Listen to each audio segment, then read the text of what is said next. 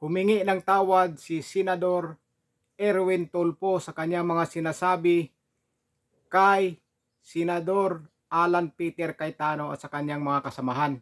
Ang sinabi ni Erwin Tulfo noon, ang sabi niya, subukan nyo ulit mag-imbestiga sa Blue Ribbon Committee o magpatawag. Kukiluhan ko. Yan o, sabi niya, kukiluhan daw niya si Cayetano, bibit-bitin niya palabas. Yan ang sabi niya. Talagang ano siya, nagbanta siya na subukan yung magpatawag ulit ng Blue Ribbon investigasyon na sa flood control. Pupunta siya doon, ipapahuli niya sila ni Senador Cayetano. Ipahuli niya sa mga USAA. Kapag hindi raw sumunod yung USAA, siya mismo ang pupunta doon at kukwelyuhan daw niya si Senador Alan Peter Cayetano at bibit-bitin palabas. Ganun po ang banta ni Senador Erwin Tulfo. Pero kahapon, nagbago ang ihip ng hangin, humingi ng tawad. Humingi po siya ng tawad kahapon sa kanya mga sinasabi. Inamin niya na mali po yung sinasabi niya. Mali. Sinasabi niya talaga. Siguro na nahimasmasan na matindi na yung sinasabi niya. Kasi sa kasaysayan ng history sa Senado, wala pang taong gumagano na nagbabanta sa kapwa senador. Siya pa lang. Ni mismo nga nung nakaraang yung martial law dati, walang nangyari na ganyan na binabantaan yung isang senador sa kapwa niya senador. Pati hindi po pagbabanta. Una ang pagbanta nila, di ba, nung panghamon nila, sinasabihan nila na, ang sabi nila ni Erwin Tulfo at sa kanila Rapi Tulfo, sinabihan nila si Senador Alan Peter Cayetano na pumasok ka bukas kung matapang ka. Di ba? Ginanon nila una. Ginanon nila. Yun yung nagpapalit sila ng gusto nila na sila na maging majority. Nagpatawag talaga ng investigation sa Blue Ribbon at pinatawag yung mga ex-marines at ayan, siniwalat nga kung sino-sino yung mga nakatanggap ng pera, kasama pa nga yung pangalan ni Senador Erwin Tulfo, kaya nanggagalaiti siya sa galit. Sobrang galit niya na mayroon pa nga daw babae, dinadala doon sa kanya at pinagpipilian. Pimili siya kung sino yung magustuhan niya, yun ang maiiwan. Yung hindi niya mapili, bibigyan na ng tip, saka alis. Kaya galit na galit siya. Kaya nagbanta siya na subukan lang daw ulit na magpatawag ng Blue Ribbon investigasyon sa flood control o sa mga mali-malita sila ni Senador Alan Peter Cayetano. Ipapahuli daw niya. Pag hindi hulihin ng USAA, puntahan niya, kukwelyuhan niya, bibit-bitin niya palabas. Ang tindi po na sinasabi. Ang tindi pong sinasabi niya. Kaya sa pahayag niya, ang dami pong nagagalit sa kanya. Marami po talagang nagagalit sa kanya. Sobrang dami pong nagagalit sa mga sinasabi niya. Sobrang nayayabangan, naaangasan sa kanya. Pero kung gagawin man niya yan, sigurado naman tayo na baka siya pa ang unang matanggal sa pagkasenador. Matindi yan, gagawin mo. Kukwelyuhan mo yung kapwa mo senador, bibit-bitin mo. So baka hilain mo yan, bibit kasi manlalaban yan eh. Hindi naman papayag na magpapahila na lang basta-basta yan. Malaking gulo ang mangyayari. Sigurado na napakalaking gulo, ano naman pabayaan sa ng mga bodyguard noon. Baka anong mangyari, di ba?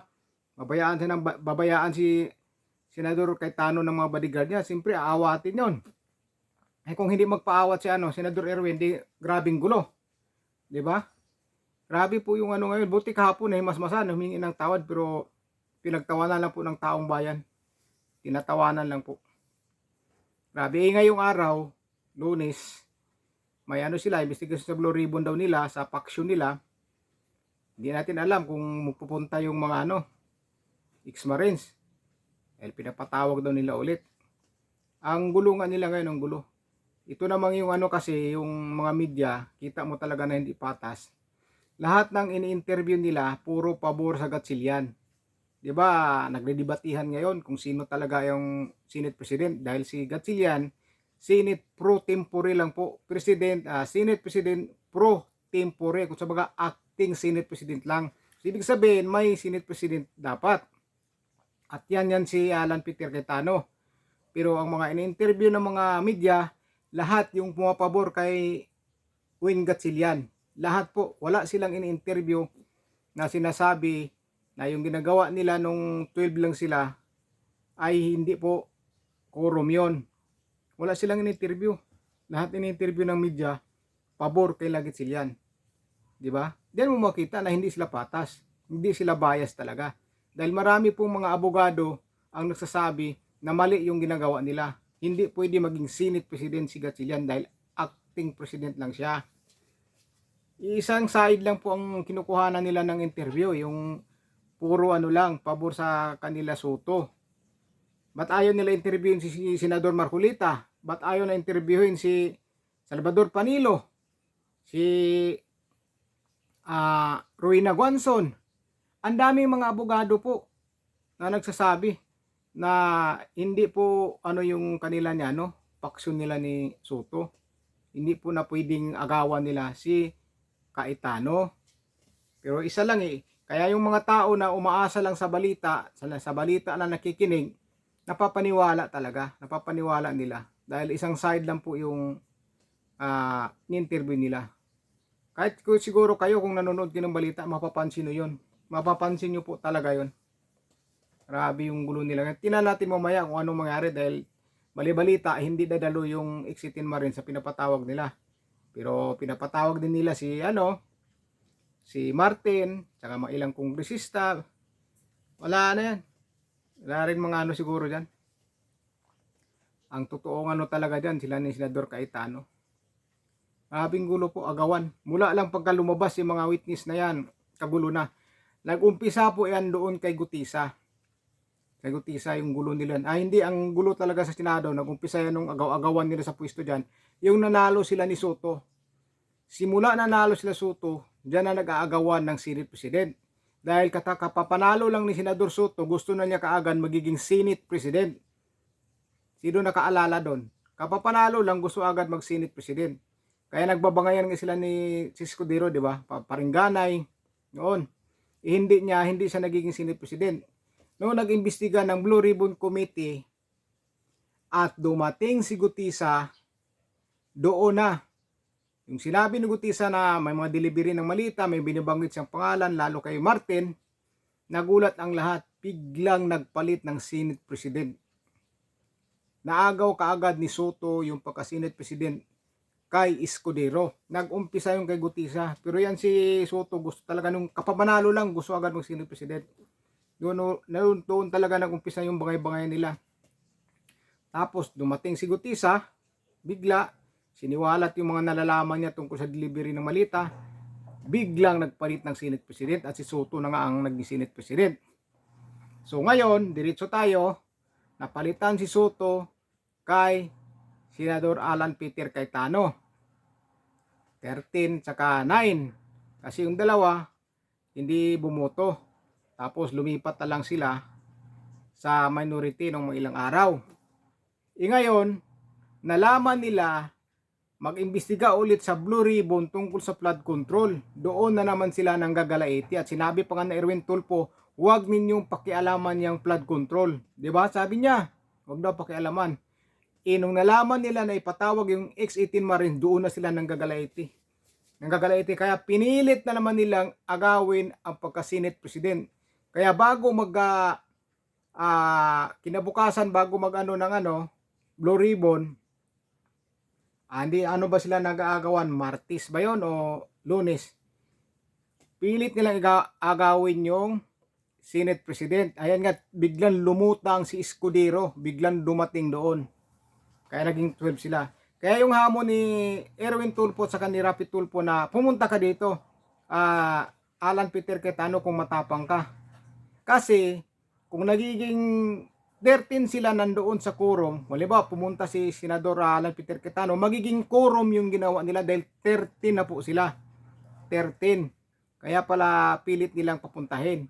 Walang pumunta sa majority, kundi si Escudero lang ang pumunta, kaya nagiging 12 sila. Tapos nagkukurom sila, binakantin nila yung mga posisyon sa committee nila, nagsilik sila. Tapos si Gatchalian sinilik na Senate President pro tempore, acting lang, hindi siya Senate President.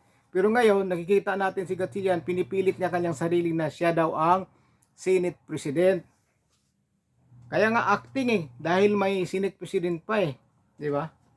Kaya mamaya tingnan natin yung investigasyon nila kung ano po ang mangyayari diyan sa Blue Ribbon. Dahil pinapatawag nga, maraming pinapatawag si Senador Erwin Tulfo. Pero yun sa pangahamon niya, pagbabanta niya, ayun, humingi nga talaga ng sorry kahapon.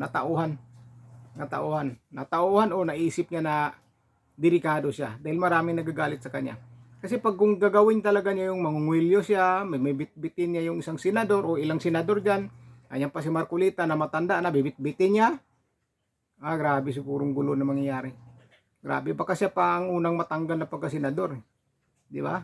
Sa asal na ganyan, matindi. Kaya nagagalit yung niya eh. Kapatid niya si Bintulpo eh. Nagagalit na bakit daw si Erwin Tulfo ang nilagay dyan ng Senate Blue Ribbon Committee. Marami naman daw magagaling na senador dyan. Bakit si Erwin na bago-bago lang? Sabi na parang pinako nyo na sa cross yung kapatid ko dyan. Dahil bagong-bago magiging kaagad, Blue Ribbon Committee. Diba pagka Blue Ribbon Committee ka, ikaw yung chairman, dapat nga abogado, diba? Yan ang kasanayan nila, abogado eh. Abogado dapat. Kaya nung naging Blue Ribbon Committee siya, si Lacson, maraming sabi dapat abogado.